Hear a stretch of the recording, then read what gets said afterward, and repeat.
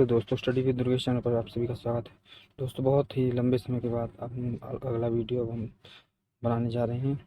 इसमें हमने जो है 1857 की क्रांति पढ़ी थी, उसमें फिर हम आज पढ़ेंगे 1857 क्रांति के विफलता के क्या कारण थे।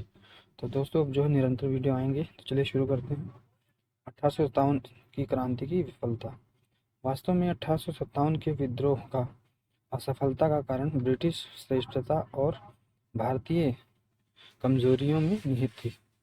ब्रिटिश श्रेष्ठता क्या है, इनको देखते हैं। ब्रिटिश श्रेष्ठता वास्तव में जितनी साम्राज्यवाद ब्रिटानी साम्राज्यवाद 19वीं शताब्दी के मध्य में पूरी दुनिया में शक्ति के शिखर पर था। अंग्रेज वास्तव में अपार संसाधनों से लैस थे। उनके पास केवल भारत और ब्रिटेन के आर्थिक संसाधन ही नहीं, बल्कि पूरी दुनिया में जहाँ जहाँ उपनिवेश थे वहाँ के आर्थिक संसाधन थे। उनके पास अपार सैन्य शक्ति थी, साथ ही उनके पास कैंपबेल, निकलसन, हडसन, हैवलॉक और आउट्रम जैसे अंग्रेज सेनापति थे। यानी कि अपार सैन्य शक्ति और योग्य सेनापतियों के कारण उन्होंने भारतीय विद्रोहियों को शीघ्र ही निरुत्साहित बना दिया। डलहौजी के काल में यातायात और संचार का विकास हुआ था। वास्तव में जो यातायात का विकास हुआ था, उसका लाभ यहाँ अंग्रेजों को बखूबी मिला। रेलवे के विकास के चलते अंग्रेजी सैनिकों की तीव्र आवागमन में मदद मिली। रेलवे का विकास डलहौजी के काल में प्रारंभ हो चुका था। जब 1857 में विद्रोह हुआ तो रेलवे के विकास में अंग्रेजी सैनिकों की तीव्र आवागमन को संभव बनाया जा सका। साथ ही डाक तार व्यवस्था के विकास के कारण अंग्रेज परस्पर संपर्क में बने रहे। डलहौजी के कार्यकाल में डाक तार का विकास हो चुका था। इसके कारण अंग्रेज अलग थलग नहीं पड़े, आपस में एक दूसरे के गतिविधियों से अनजान नहीं थे, बल्कि आपस में संपर्क में बने रहे। जबकि जो भारतीय विद्रोही थे वो इसका लाभ नहीं उठा सकते थे, क्योंकि सरकारी तंत्र ने इसका विकास किया था। भारतीय विद्रोही एक दूसरे से अनजान बने रहे और साथ ही अलग थलग बने रहे। विद्रोहियों को पता नहीं होता था कि हमारे साथी अन्य क्षेत्र में क्या कर रहे हैं, जीत रहे हैं या हार रहे हैं, उनकी आगे की योजना क्या थी। उदाहरण के लिए, अगर विद्रोही लखनऊ में लड़ रहे हैं तो उन्हें पता नहीं होता था कि कानपुर के विद्रोही क्या योजना बना रहे हैं। यानी भारतीय विद्रोहियों में आपस में कोई तालमेल नहीं था, एक दूसरे से अलग थलग बने रहे और गतिविधियों से अनजान रहे। ये भी भारतीय विद्रोह की एक कमजोरी थी। वास्तव में विद्रोही ब्रिटिश श्रेष्ठता से अधिक कहीं अपनी कमजोरियों से विफल रहा। यानी जो विद्रोह था वो ब्रिटिश श्रेष्ठता से अधिक कहीं आपसी कमजोरी यानी अपनी कमजोरी के कारण विफल रहा। विद्रोह की जो कमजोरियां थी वह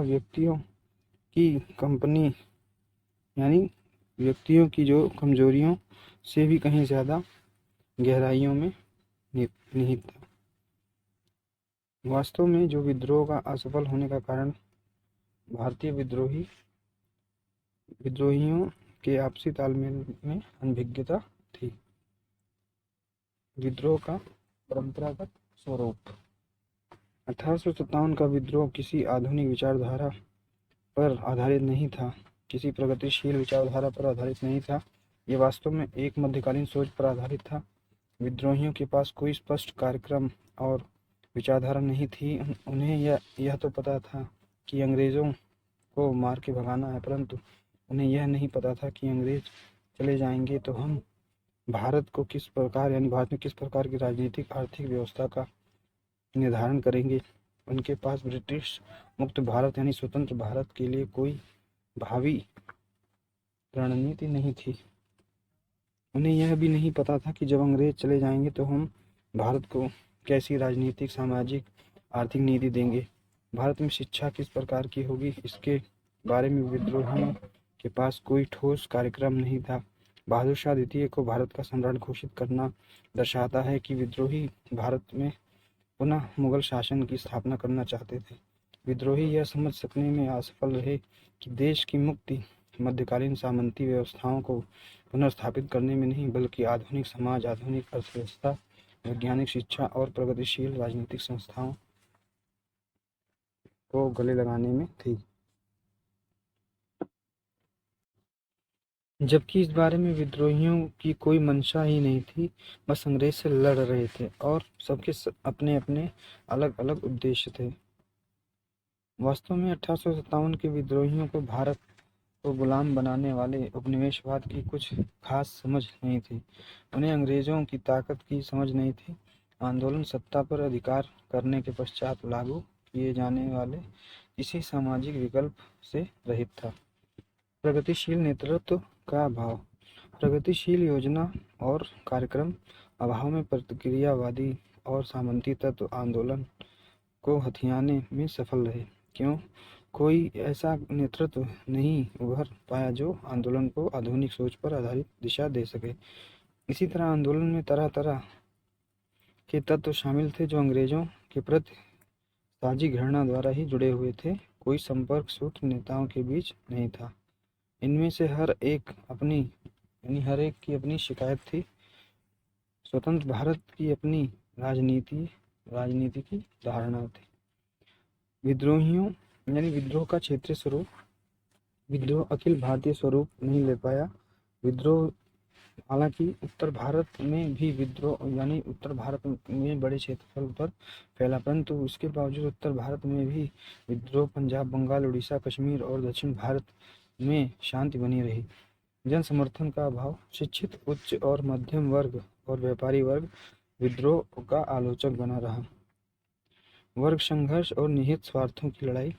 भावी रणनीति और स्पष्ट उद्देश्य के अभाव में कहीं वर्ग संघर्ष के मुद्दे उभर गए तो कहीं निहित स्वार्थों की लड़ाई शुरू हो गई। वास्तव में सैनिक स्वार्थ रहित था और बहादुर भी था, लेकिन सैनिकों में अनुशासन की कमी थी। विद्रोह का कोई ऐसा नेता नहीं उभर पाया जो सैनिकों को अनुशासन में रख सके। परिणाम स्वरूप सैनिक दंगाई भीड़ की तरह वार करते थे।